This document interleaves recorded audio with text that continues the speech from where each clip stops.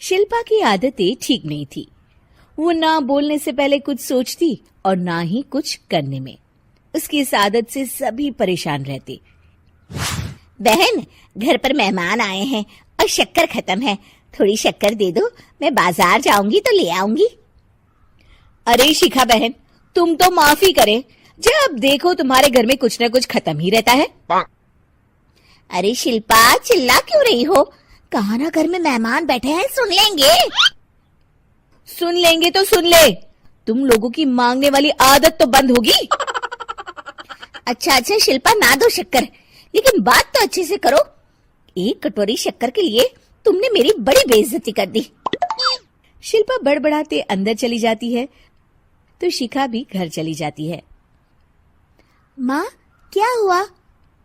अरे कुछ नहीं बेटा, पता नहीं कहां कहां से ऐसे पड़ोसी आ जाते हैं, जब देखो तब कुछ न कुछ मांगने के लिए घंटी बजाते हैं। अब घंटी बजे तो दरवाजा ना खोलना।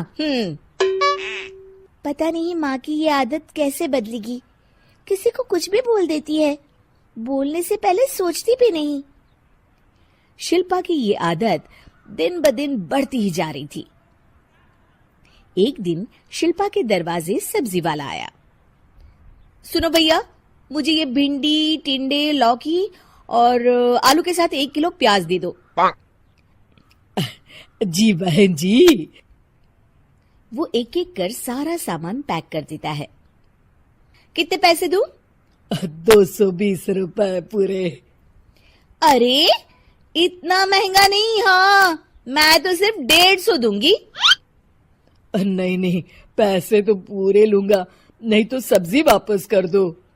ऐसे कैसे वापस कर दूंगी? मैं तो एक भी सब्जी वापस नहीं करूंगी। और हाँ, रही बात पैसों की, तो लेना है तो 150 ले लो, वरना मेरे मोहल्ले में घुसने तक नहीं दूंगी। हाँ। अरे नहीं नहीं बहन, हम लोग गरीब लोग हैं, ऐसा ना करो। पकड़ो ये 150 और दफा हो जाओ। शिल्पा की बेटी अंदर से ये सब देख रही थी।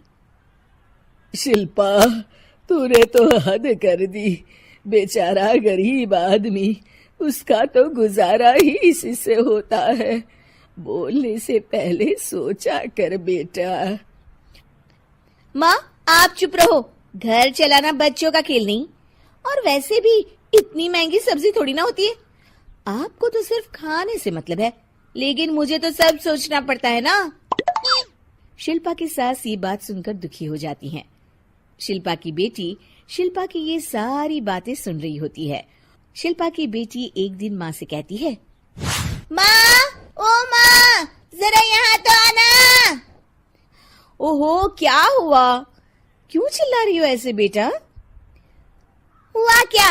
ये देखिए मेरी स्कूल की ड्रेस कितनी गंदी हो गई है, इसे कौन धोएगा? लेकिन ये तो साफ है बेटा, मैंने अपने हाथ से खुद साफ किया है। माँ, ये ड्रेस इतनी गंदी है कि मैं इसे पहन ही नहीं सकती। चलो, मुझे बाजार से नई दिलाओ। शिल्पा दुखी हो जाती है और वहां से चली जाती है कि तभी सामने उसकी सास मिल जाती है। शिल्पा, अरे ओ शिल्पा, ये क्या सब्जी बनाई है? ऐसे भी कोई सब्जी बनाता है?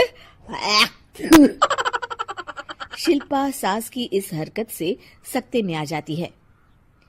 अरे माँ को तो मैं जो बना दूं उन्हें वो पसंद आ जाता था, फिर आज वो ऐसा व्यवहार क्यों कर रही हैं? शिल्पा कुछ समझ पाती कि थोड़ी ही देर में उसका पति आ जाता है। अरे शिल्पा, ये क्या है?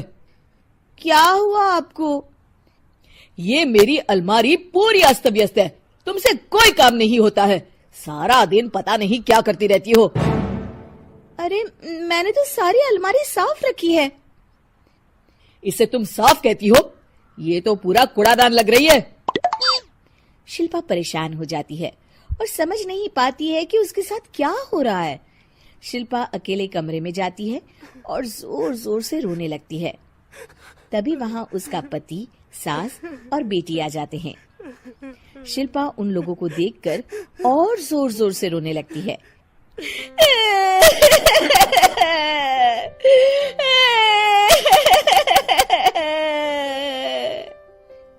कि तभी उसकी सास उससे कहती है, क्या हुआ? यहाँ बैठकर रोती रहोगी या फिर खाने को भी कुछ बनाओगी? माँ, पहले आप बताएं, आप लोगों को क्या हुआ है जो मुझसे ऐसा व्यवहार कर रहे हैं? वही हुआ है जो तुम्हें रोज होता है। मैं समझी नहीं। माँ, आज घर वालों ने आपसे बुरा व्यवहार किया तो आपको कितना बुरा लगा ना? हाँ, मुझे बहुत बुरा लगा। मुझे अच्छा नहीं लगता कोई मुझसे इस तरह से बात करे। सही कहा शिल्पा, जो चीज तुम्हें खुद के लिए अच्छी नहीं लगती वो तुम्हें दूसरों के साथ भी तो नहीं करनी चाहिए। बेटा, हम तुम्हारे अपने हैं, फिर भी तुम्हें अपनों की बात का बुरा लगा। लेकिन सोचो, जिन बाहर के लोगों से तुम ऐसा व्यवहार करती हो उन्हें कैसा लगता होगा। हाँ माँ, आप सच कह रही हैं। मैं आप लोगों से माफी मांगती हूँ। मुझे कड़वा नहीं बोलना चाहिए। मैं समझ गई, मैं आपकी हूँ इसलिए आप लोगों ने मुझे सुधरने का वक्त दिया और मेरा साथ दिया। लेकिन जिन बाहर के लोगों से मैं बुरा व्यवहार करती आई, वो लोग मेरे कड़वे बोल से कितने दुखी होते होंगे। मैं वादा करती हूँ, आज से ऐसा व्यवहार किसी के साथ नहीं करूंगी। सीख, हमें दूसरों के साथ वैसा ही व्यवहार करना चाहिए जो हम खुद के लिए अपेक्षा